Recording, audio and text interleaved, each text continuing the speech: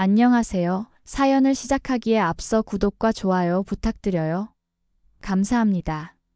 사연 시작해 볼게요. 제가 가장 행복한 날이라고 생각했던 결혼식 날, 30년 동안 감춰져 있던 진실을 알게 되었어요. 그 진실은 저를 완전히 바꿔놓았죠. 어릴 적 기억은 늘 흐릿했어요. 7살 때까지의 기억이라는 게 그저 어둡고 추상적인 조각들 뿐이었거든요. 부모님의 얼굴도 제대로 기억나지 않았고 왜 고아원에 오게 되었는지도 명확하지 않았어요. 단지 버려진 아이라는 꼬리표만이 저를 따라다녔죠. 고아원 생활은 힘들었어요. 다른 아이들과 똑같이 생활했지만 항상 마음 한편에는 공허함이 있었어요. 왜 저를 버렸을까? 정말 저를 사랑하지 않았을까 하는 생각들이 밤마다 저를 괴롭혔거든요. 그래도 살아야 했어요. 어린 마음에도 스스로를 지켜야 한다는 본능이 있었나 봐요. 그런 제게 희망의 빛이 나타났어요. 10살 무렵부터 익명의 후원자가 저를 도와주기 시작했거든요. 처음에는 다른 아이들이 부러워할 만한 예쁜 옷 한 벌, 맛있는 간식들이었죠. 고아원 선생님께서는 내게 천사 같은 후원자가 있다고 말씀하셨어요. 후원은 꾸준히 이어졌어요. 중학교, 고등학교를 거치면서도 학용품부터 참고서까지 제가 필요한 것들이 늘 제때 마련되었어요. 특히 제가 공부에 관심을 보이자 더욱 적극적으로 지원해 주셨죠. 대학 진학할 때도 마찬가지였어요. 법학과에 진학하겠다고 했을 때 등록금은 물론이고 생활비까지 넉넉하게 지원해 주셨어요. 저는 그 마음에 보답하고 싶어서 더욱 열심히 공부했어요. 밤늦게까지 도서관에서 법전을 읽고 판례를 분석하고 모의고사를 풀었어요. 사법고시 준비 기간에도 후원은 계속되었어요. 고시원비, 생활비, 교재비까지 모든 것을 지원받으며 오직 공부에만 집중할 수 있었어요. 그 덕분에 저는 다른 걱정 없이 법학에만 몰두할 수 있었죠. 밤새워 공부하다가 쓰러질 것 같을 때도 이 후원자분의 마음을 생각하면 다시 힘이 났어요. 마침내 사법고시에 합격했어요. 그 순간의 기쁨을 지금도 잊을 수 없어요. 합격 소식을 들었을 때 가장 먼저 떠오른 건 그 익명의 후원자분이었어요. 이 모든 것이 그분 덕분이라는 걸 알고 있었거든요. 고아원 선생님을 통해 감사 인사를 전했지만 여전히 그분의 정체는 알 수 없었어요. 사법연수원을 거쳐 판사가 되었을 때의 감격도 컸어요. 검은 법복을 입고 법정에 서는 순간 제 인생이 얼마나 극적으로 바뀌었는지 실감했어요. 버려진 고아에서 국가의 법관이 되기까지 그 모든 과정에서 저를 지켜봐 주신 그분께 감사했어요. 판사로 일하면서 여러 사건들을 접했어요. 가정폭력 사건들을 다룰 때면 묘하게 마음이 아팠어요. 특히 어린아이들이 관련된 사건들에서는 더욱 그랬죠. 왜 그런 감정이 드는지 당시엔 명확하게 알지 못했어요. 그저 제 어린 시절의 상처 때문이라고만 생각했거든요. 30대 초반에 지금의 남편을 만났어요. 같은 법조계에서 일하는 변호사였는데 처음 만났을 때부터 편안함을 느꼈어요. 제가 고아 출신이라는 걸 말했을 때도 전혀 개의치 않았고 오히려 제가 스스로 이만큼 성장한 것을 대단하다고 칭찬해줬어요. 연애 기간 동안 남편은 제 마음의 상처들을 천천히 어루만져 줬어요. 부모님에 대한 원망, 버려졌다는 상실감, 정체성에 대한 혼란 같은 것들을 혼자 끙끙 앓고 있을 때 옆에서 들어주고 위로해줬어요. 그와 함께하면서 비로소 진정한 가족이 무엇인지 알게 된 것 같았어요. 드디어 결혼을 하기로 했어요. 준비 과정에서도 후원자분의 도움이 있었어요. 웨딩드레스부터 예식장 비용까지 여전히 익명으로 지원해 주셨어요. 고아원 선생님께서 전해주시는 메시지는 언제나 같았어요.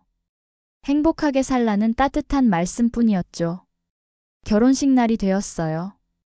결혼식은 작지만 가까운 분들의 축복 속에서 시작되었어요.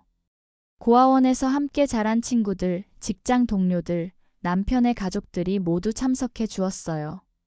비록 저에게 친부모님은 없지만 저를 키우고 사랑해준 고아원 원장 선생님께서 아버지 역할을 해주셨어요. 제 손을 잡고 버진로드를 걸으며 남편에게 인도해 주실 때 눈물이 났어요. 예식이 끝나고 피로연이 한창일 때였어요. 60대 중반쯤 되어 보이는 남성분이 저에게 조심스럽게 다가오셨어요.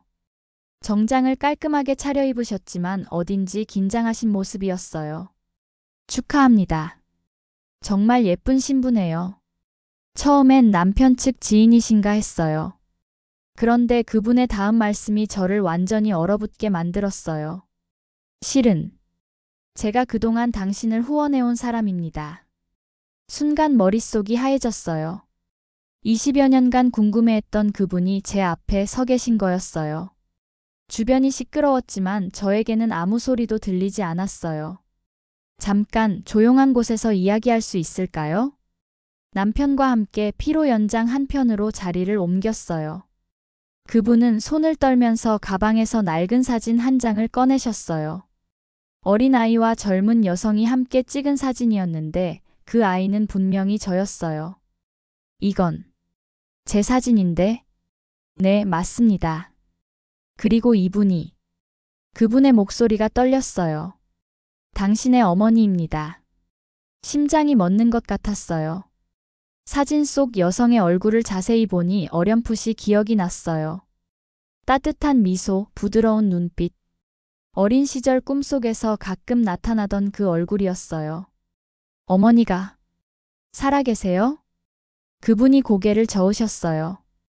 5년 전에 돌아가셨어요.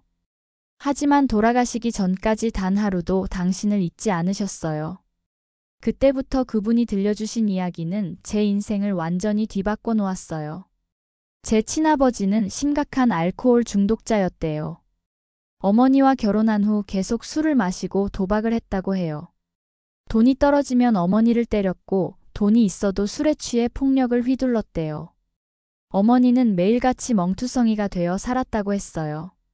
당신 어머니는 정말 강한 분이었어요. 아무리 맞아도 당신만은 지키려고 했거든요. 그날도 아버지가 술에 취해 들어와 어머니를 때렸대요. 평소보다 더 심하게 죽을 정도로 때렸다고 해요. 비가 억수같이 내리는 날이었는데 어머니는 이대로 있다가는 정말 죽겠다 싶어 저를 안고 집을 뛰쳐나왔대요. 하지만 갈 곳이 없었어요. 친정은 이미 연락이 끊어진 상태였고 돈도 한 푼 없었거든요. 어머니는 하루 종일 비를 맞으며 이곳저곳을 헤맸대요. 저를 안고서 말이에요. 그러다가 어쩔 수 없이 고아원 앞에 저를 두고 갔다는 거예요. 저를 버린 게 아니라 살리려고 한 선택이었다는 거죠. 편지를 남겨두셨어요. 잠시만 맡겨두니 꼭 다시 데리러 오겠다고요. 하지만 어머니는 바로 저를 데리러 올 수 없었어요. 집으로 돌아간 어머니를 기다리고 있던 건 더 심한 폭력이었거든요. 아버지는 술에 더 깊이 빠져들었고 어머니에 대한 폭력도 더욱 심해졌대요. 몇 년 후에 당신 친아버지가 간경화로 쓰러졌어요. 그때까지도 술을 끊지 못했거든요. 아버지가 병원에 입원한 사이 어머니는 저를 찾아왔대요. 하지만 만날 수 없었대요. 어머니가 저를 두고 온 고아원이 없어져서 제 소재를 찾을 수 없었대요. 그때 당신 어머니가 얼마나 울었는지 정말 마음이 찢어지는 것 같았어요. 결국 아버지는 얼마 후 돌아가셨어요. 어머니는 그제야 자유로워졌지만 저를 찾을 수 없어서 힘들어 하셨대요. 그러던 중 어머니가 그분을 만났다고 해요. 어머니보다 5살 연상이었던 그분은 이혼 후 혼자 살고 계셨대요. 상처받은 어머니를 따뜻하게 품어주셨고 결국 재혼을 하게 되었대요. 당신 어머니는 항상 당신 이야기만 했어요. 밥을 먹다가도 TV를 보다가도 갑자기 울면서 당신 이야기를 하셨어요. 두 분은 계속 저를 찾으려고 노력했대요. 관련 기관들을 수소문했지만 쉽지 않았대요. 그러던 중 몇 년 후에야 어렵게 제 소재를 알아냈다고 해요. 다른 고아원에서 열심히 공부하고 있다는 소식을 들었을 때 당신 어머니가 얼마나 기뻐했는지 몰라요. 하지만 직접 만나러 가지는 못했대요. 갑자기 나타나서 저를 혼란스럽게 만들고 싶지 않았기 때문이었어요. 대신 익명으로 후원을 시작한 거였어요. 어머니는 제가 법학에 관심을 보인다는 소식을 듣고 더욱 적극적으로 지원하기로 했대요. 판사가 되고 싶다는 제 꿈을 알게 되었을 때는 눈물을 흘리며 기뻐했다고 해요. 대학 등록금부터 생활비, 고시 준비비까지 모든 것을 두 분이 함께 부담했대요.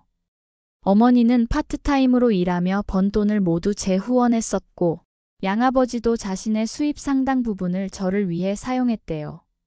당신이 사법고시에 합격했다는 소식을 들었을 때 당신 어머니가 며칠 동안 기뻐서 잠을 못 잤어요. 그런데 제가 판사가 된 지 얼마 안 되어 어머니가 병에 걸리셨대요. 췌장암이었는데 발견했을 때는 이미 많이 진행된 상태였어요. 마지막까지도 당신 걱정만 하셨어요. 어머니는 돌아가시기 전 그분에게 부탁을 했대요. 저를 계속 돌봐달라고, 혼자 두지 말아달라고요. 그래서 그분은 어머니가 돌아가신 후에도 계속 저를 후원해 주신 거였어요. 당신이 결혼한다는 소식을 들었을 때 정말 고민이 많았어요. 이 사실을 말해야 할지 아니면 계속 숨겨야 할지. 그분은 몇 달 동안 고민하셨대요. 제게 진실을 알려주는 것이 좋을지 아니면 그냥 행복하게 살도록 두는 것이 좋을지 확신이 서지 않았던 거예요. 하지만 결국 말씀드리기로 했어요. 당신 어머니가 얼마나 당신을 사랑했는지 단 한순간도 버린 적이 없다는 걸 알려드리고 싶었거든요. 그분이 가방에서 또 다른 것들을 꺼내셨어요. 어머니가 저를 위해 모아두신 것들이었어요.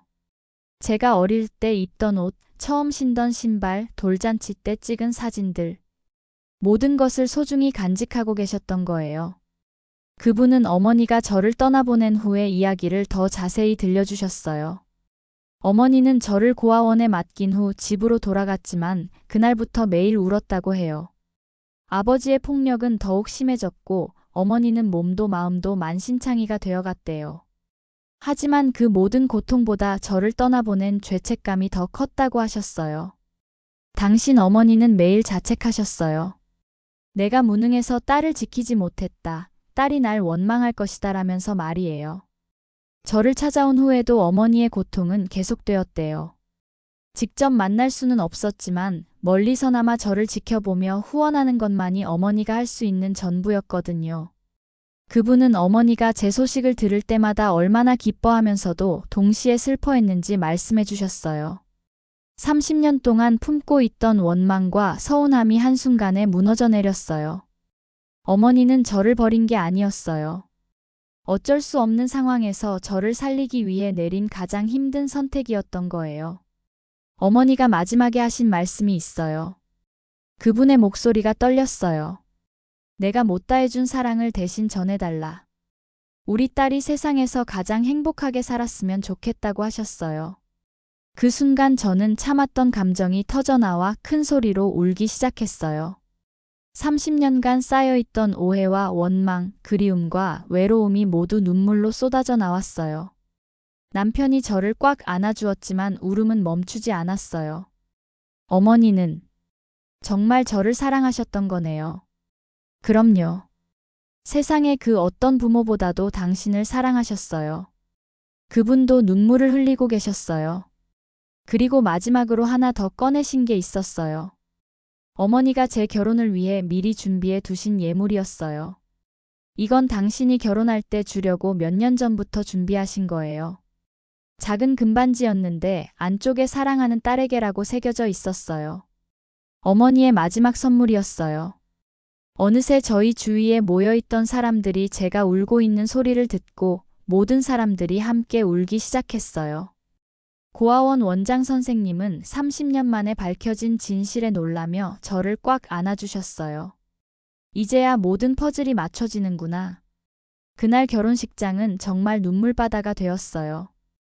기쁨과 슬픔, 감동과 안타까움이 뒤섞인 복잡한 감정들이 모든 사람을 압도했어요. 저를 축하하러 온 사람들이 모두 함께 울고 웃었어요. 그분은 이제 제게 새로운 아버지가 되어주셨어요. 어머니와 함께 낳으신 딸도 소개해 주셨는데 그 아이는 이제 제 동생이 되었어요. 갑작스럽게 가족이 늘어났지만 전혀 어색하지 않았어요. 결혼식 이후 저는 어머니의 무덤을 찾아갔어요. 작은 묘석에는 사랑하는 딸을 그리워하며라고 적혀 있었어요. 무덤 앞에서 저는 어머니께 인사를 드렸어요. 그날 이후 제 인생은 완전히 달라졌어요. 30년간 마음속에 있던 공허함이 사라졌어요.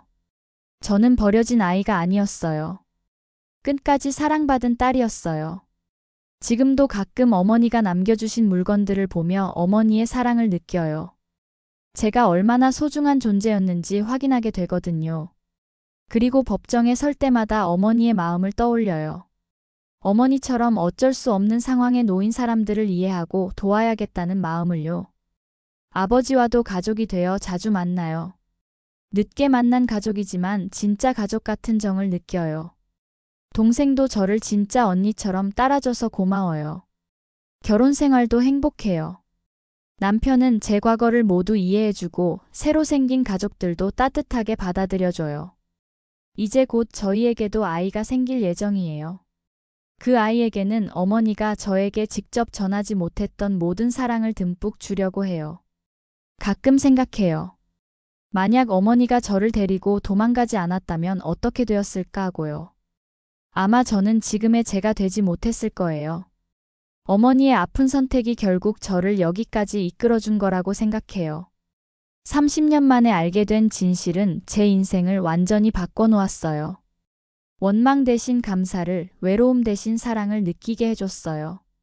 어머니는 떠나셨지만 어머니의 사랑은 지금도 저와 함께하고 있어요.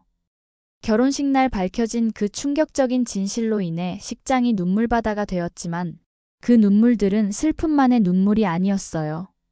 30년간 끊어졌던 사랑의 연결고리가 다시 이어진 기쁨의 눈물이기도 했거든요. 지금 저는 정말 행복해요. 늦게라도 진실을 알게 되어서, 어머니의 진짜 마음을 알게 되어서 너무 감사해요. 그리고 어머니 대신 저를 지켜봐 주신 아버지께도 평생 감사할 거예요. 어머니, 이제 걱정 마세요. 딸은 정말 행복하게 잘 살고 있어요. 제 긴 이야기를 끝까지 들어주셔서 감사합니다. 구독과 좋아요, 알림 설정까지 잊지 마세요.